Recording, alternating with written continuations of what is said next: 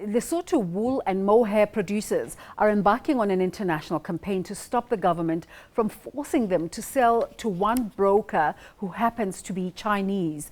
The producers have been selling their wool and mohair to brokers in South Africa, including BKB at the Port Elizabeth Wool Exchange. But now government has legislated regulations that ban individuals from exporting their produce.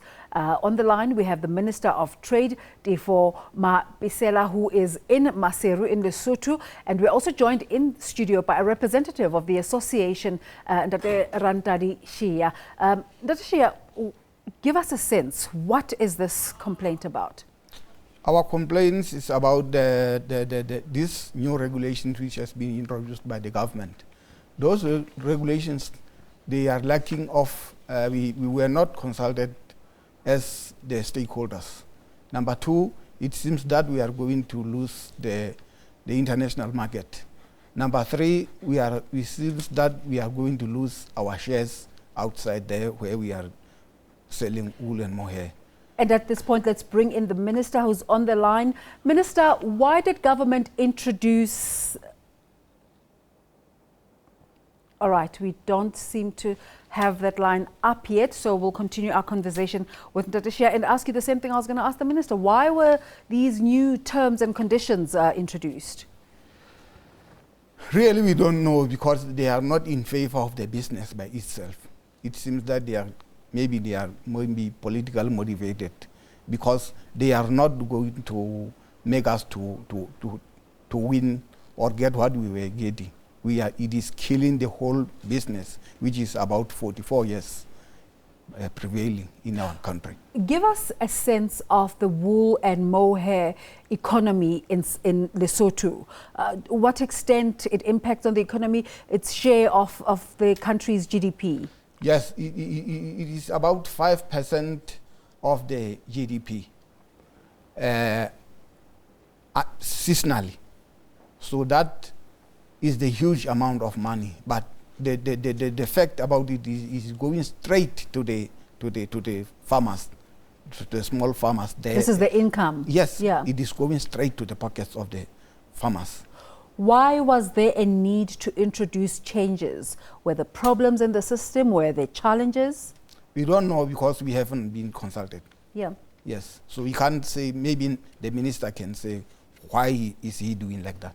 But if you're speaking on behalf of the industry, the farmers themselves, what are the challenges that they have been facing that might have led government to taking these new decisions?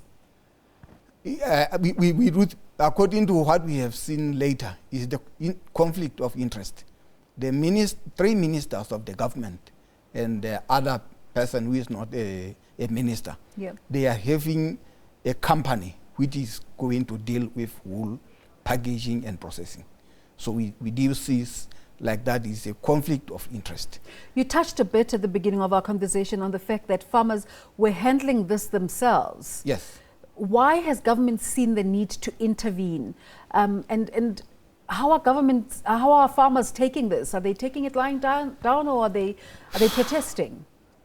We can, it is our suspicion that maybe they have taken something from these Chinese. So they want other way to pay back that Chinese. So we don't know what is that. Tell us about your organization and how it interacts with the farmers and how you try to take care of the needs of farmers in Lesotho. In the international market, everyone have his own number or paying point. The money from the buyer, it goes straight to the pocket of the farmers. So yeah, we are farmers, we are well organized, and it is the oldest organization in the country.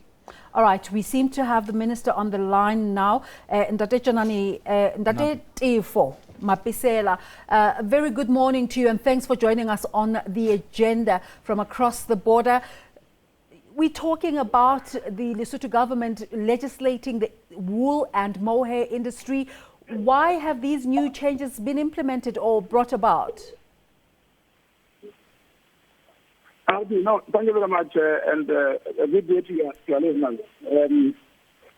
To start with, I want to make this point a clarity that Lesotho is an independent country and has got its own sovereignty. We are not the transporting of the Republic of South Africa, and we will never be. The only special thing about Lesotho and South Africa is... The sovereignty of Lesotho is not in question here, Minister. We're talking about an industry and developments in that sector. That's what I'm saying, that we are, as the government, we will make the laws which try by all means to grow the economy and to protect the economy of Lesotho. So I cannot come here and argue with a company which is in South Africa, which is not being regulated in Lesotho, and then argue about the regulations which are made by an independent state, by an independent country, and then a company from South Africa come and question the regulations. So nobody has got a standing in the Republic of South Africa to come to Lesotho and question our regulations. So they tell them to respect the sovereignty of this country. Minister Mapesela, this is not a company. Minister Mapesela, give us an opportunity. We're supposed to have a conversation here. It's not a company, it's an industry organization, and it says you were not consultative. Do you think you were consultative, and how so? What are they saying? They say you didn't consult them in making changes in the space that they operate in. They are not, anyway, let me say this. That we didn't even have a need to consult them. They do not regulate this country. We tell them to respect really, Minister? But to clarify the matter, I did consult them myself, even before we make the regulations. Because I have their numbers. I called BKB to tell BKB to come in Lesotho and register the business in Lesotho. Because I was telling them that we are going to make a new regulation now to control this industry. So please come to Lesotho. But they were presented by the people who they thought they can help them. Even now, even today, if they come to Lesotho and deal with the business of brokering wool and mohair Lesotho, they are free to do that. But what we cannot do now is to take wool and mohair to them in Port Elizabeth, because the transport charges are from Lesotho. BKB is paying income tax to SARS, not to Lesotho Revenue Authority. They are paying their VAT to SARS, not to Lesotho Revenue Authority. Ndajamata, what's your response to that assertion by the minister? Illegal, because what they have to do was to transfer the tax to the buyer, not tax being paid by the producers of wool and mohair. That's what I'm saying. Is Minister, they seem not to be respecting this country. That's why they are questioning the authority of this country to make law. Mr. Mapesela, can I make a request to you that we not be belligerent about this conversation and try to iron out the issues if it's possible? Ndajamata, what's your response to the minister's assertion that the taxes and the benefits are going to South Africa instead of Lesotho? I am Shiame. The matter of tax, we have nothing as organization to do with tax. We are not the tax collectors. We are taxed. If the government of Lesotho is having interest in that text, he must go to South Africa and talk to SARS about the tax. We have nothing to do with tax. Everything we are buying in South Africa, we are being taxed. And the LRA in Lesotho is the one who is coming to collect it in South Africa, not us. Minister Mapesela, number two, yeah. That they have agreed that there is no need to go and consult us. I like that because he is still saying that he didn't go and consult us as the government, not as Mapesela, as a person, yes. Because the regulations are made by the Minister of Agriculture. We need to wrap up the conversation. Minister Mapesela, a quick one.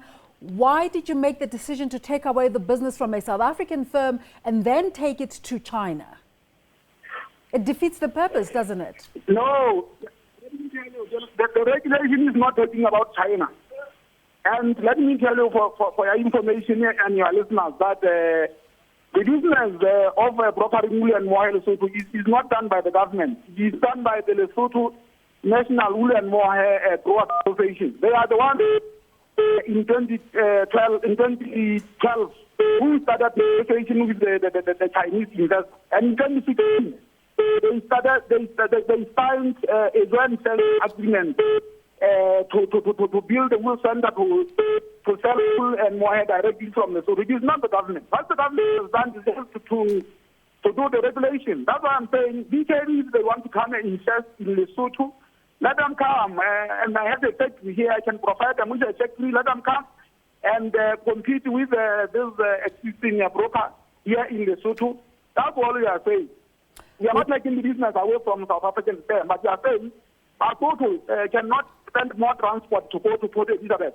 We are nearer to Durban here, not PE. Let them come here and invest and broker wool and mohair in Lesotho. They are free to come and do that. I don't know what is their problem to come in the country and to do the business here in Lesotho. Why do they want to do it in South Africa?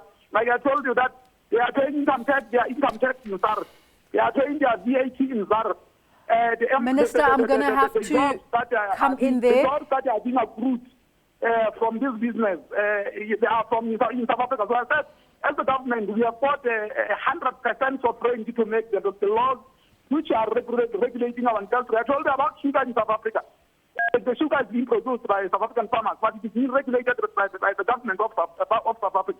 All right, if the minister does not stop at this point, we are going to have to be forced to cut that line because we are really time-tied at this time. A very agitated Minister of Trade from Lesotho, Mr. Tefo Mapesela. Mr. Rantelali Shea, your last point, what would you like to see happening? We would like to see, what we want us to happen is that we want the international organization and the sister countries to help us because the government is killing our business, which brings bread in our table for the poor of the poorest people in the country, which are not any salary from anywhere. Thank you very much. Their main source is only this one. And that's where we're going to end it. A representative of the Lesotho Wool and Mohair Producers Association, Mr. Rantelali Shea.